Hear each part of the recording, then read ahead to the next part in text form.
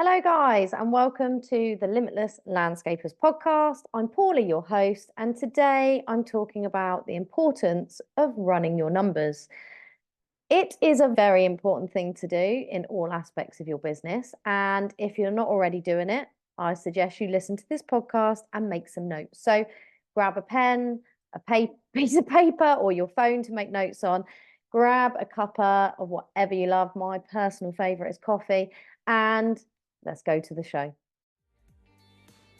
As the co-founders of the Landscaper Circle, we help you get more money, time and freedom to become limitless. Through our experiences as fellow landscapers and our tried and tested methods, if you want help with your marketing, managing or growing your business, you've definitely come to the right place. If you're a landscaper, garden designer or supplier to the industry, then hit subscribe so you never miss an episode. Now, let's get back to the show. Hello, guys, and welcome to this week's episode of the Limitless Landscapers podcast. I'm Paula. How are you? How are you doing in this total wet March that we're having? It is currently ridiculous rain all the time, which isn't helpful as a landscaper. And I expect you guys are feeling the same as me. When will this rain stop? Hopefully very soon is my thoughts anyway. But today I'm not here to talk about the weather. Alas, I can't control the weather. Only relevant agencies can do that, not me. And today I'm talking about running the numbers. So I'm talking about cash flow, forecasting, and business planning, basically. The reason I thought it was a timely thing to discuss is because I've had two clients recently ask me questions about what they should do in their business, a growth plan, maybe an idea. And I always say, have you run your numbers? So essentially, have you run your numbers to see if you can afford X, Y, and Z? Have you run your numbers to see what you need to bring in to pay for this new idea or person or office space or showroom or van or whatever it might be? So really the key for the reason why you run your numbers on a regular basis, so via a cash flow forecast is what I prefer to do, and also in line with management accounts and working with your accountant, is so that you can make really good decisions going forward. Questions that I would ask if you were to ask me, should I do X, Y, and Z, is have you run your cash flow forecast? Is it up to date? What does it look like? Are you actually really making money? Now, that's a big one because most of us look in the bank, and if it's in the positive, we're winning. If it's in the negative, we're obviously not winning, and there needs to be some changes. But really, what you should be doing is utilizing job costings to see if, one, whether you are actually making any real money on a job. And if you're not, why not? So is it a pricing issue? Is it a labor issue? Is it the fact that you're not getting the materials at the prices you thought you were, that you quoted for?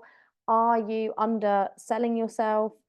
Are you just not creating the schedules correctly? So when you're pricing a job, are you thinking it's going to take shorter than it actually does?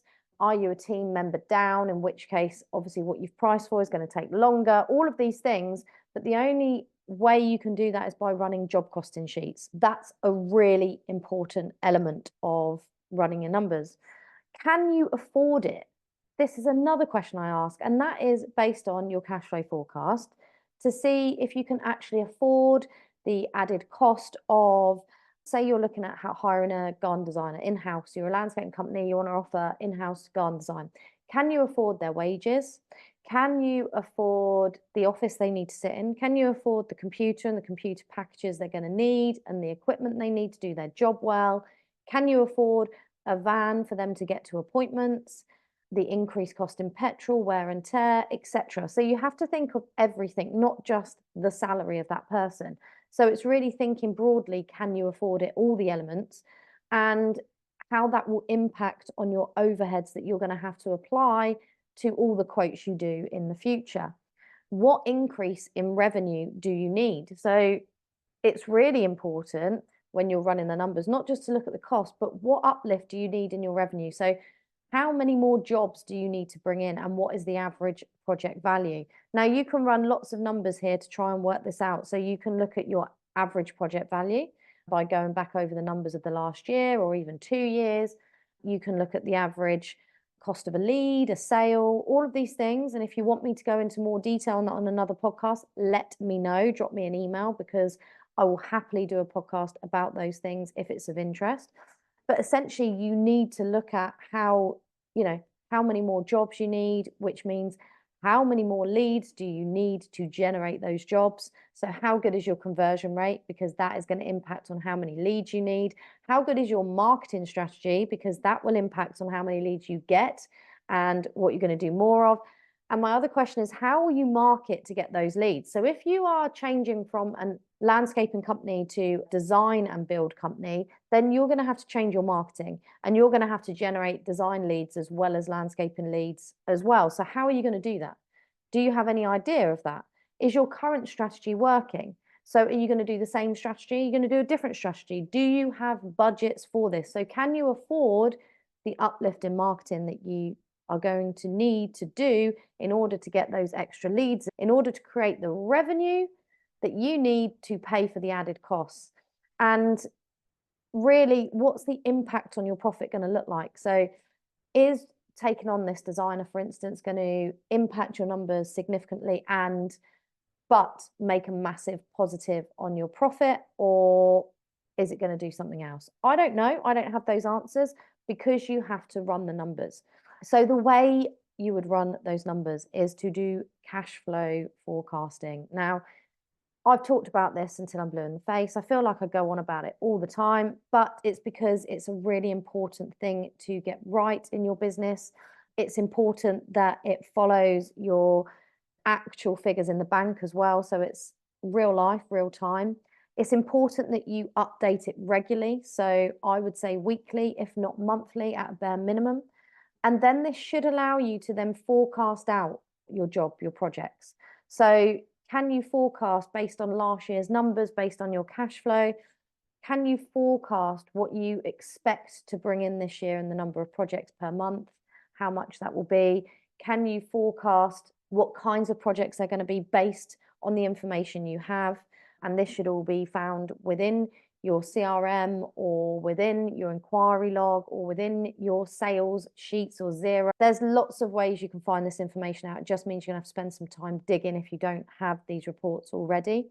Then can you look at your planning? So can you look at your business plan? And if you're going to make a change, such as hiring a designer, maybe you're opening a showroom, maybe you need a yard, can you plan this into your business plan? And again, going back to the forecast, back to the cash flow, and running the numbers. I mentioned job costings because these are really important, and it's something we've only just started doing regularly. It was always part of the business, but not done as regularly as we wanted. And a key element is that I have a contracted admin assistant now who runs all the job costings for me, and she works on the job costings every week, twice a week, with Mike and Sean, who head up the soft landscaping and hard landscaping teams. And she looks at that versus the invoices coming in and out and the quotes that we've sent. So we can keep an eye on whether the jobs are making a profit, making a loss, breaking even. And then we can reflect back on that and see where it's going wrong or right, and making changes to improve that. Or even just praising the teams that we have if they have delivered on time and to budget, maybe giving them a small bonus to say well done and thank you. Something that really helps alongside job costings are having job packs for each team, so they know what their expectations are. They know how many days they have to complete this project, the different phases of the project, the schedules, the specifications of the job, the designs, anything that can help them get their jobs done and their projects done quickly, efficiently, but to a high standard. And I think it's really important that you continue to reflect on your current practices, because I haven't had the time to really reflect on the job costings, but I did, obviously, we have Anne-Marie in the business. So now I'm able to really drill down on what is going right and wrong. And one thing that was going wrong on the soft side was labor, not quoting enough for labor. So thinking that, say, it would take 2 men 2 days, and it actually taking 3 men 2 days, which impacted on the profits we were making on, say, the plants or the products. So it's things like that which we were then able to nip in the bud, change and adopt and go forward and move forward, which is always the plan. It's all about reflecting, seeing what's working, what you can do more of, less of, what changes need to be implemented, and then effectively moving forward. It's the same when you're looking at your marketing. I touched on it. How are you going to market to get those new leads or more leads, depending on what you're offering? Now, have you looked at what marketing strategy is working for you, or are you just saying, oh, it's word of mouth, oh, it's this? Have you actually looked at the facts and figures? Have you looked at what where your current leads are coming from? And could you do more of the stuff that's working and less of the stuff that isn't? Could you put some more budget into the stuff that is working? Or could you try a new strategy, and see what results that brings? It's all about reflecting, really, but going back to the numbers, because if you want to try a new marketing strategy, it's going to cost you some money, unless it's something free like social media posting. But essentially, say if, for instance, you want to do a leaflet drop, that's going to cost you some money. Say if you want to sign like the vans because you think the vans are out and about in your local area, you just want to improve brand awareness, that's going to cost money. So you have to factor all these in to your cash flow in order to make sure you're not going to run at a loss and put the business in jeopardy. Running the numbers is key to making good decisions and having a longevity or a long life in business. For us, we've just passed the 14-year milestone, so I must be doing something right over here. But that's the really key things is I want you to take away from this episode is cash flow forecasting is key. Business planning and forecasting is key. Asking yourself the questions, are you making money? Can you afford it? What increase in revenue do you need? What impact on profit will this make? How many leads do you need? How many sales do you need? What's your conversion rate? How will you market this? What's working in your marketing strategy? Lots of different questions to think about. Have you got job costing sheets, and are you running them regularly, and are you reflecting on them in order to make improvements going forward in the next project, not in a project a year down the line, but in the next project on the list?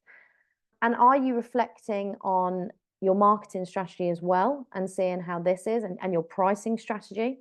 And do you have job packs and work schedules to help guide your teams to be able to take some responsibility themselves and deliver the projects without you getting too involved? Because that's another aspect. If you want to come off the tools, which I expect many of you do, you need to start empowering your team to be able to make decisions, to be able to run the jobs properly, to be able to order materials. It's a gradual progression. I get that. It's not going to happen overnight, but we need to start thinking about it so that we can go back to the planning and we can create milestones and plans and put them in place, and also the forecasting, because everything is based on numbers.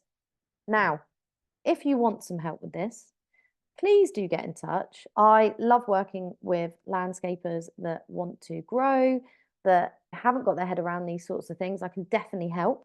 Just drop me a DM on Instagram at The Landscapers Coach, or drop me an email, paula@thelandscaperscoach.co.uk, and I can schedule in a call.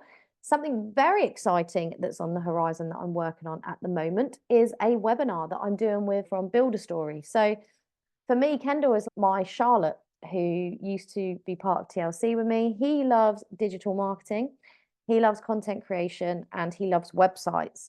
So we are doing a series of webinars between now and we haven't got the dates fixed yet, but our very first one will be in April the 22nd in the evening. And it's going to be encompassing quite a few items that I've talked about. So business basics and also content and sales and all exciting stuff that we feel you need to have an understanding of or have in place when you start your business or as you're progressing your existing business into the growth phase. So keep your eyes peeled for information on that, because there will be a link to register for the webinar, and then there'll be a couple more webinars after that, delving deeper into some of the subjects that we are going to cover in this first one.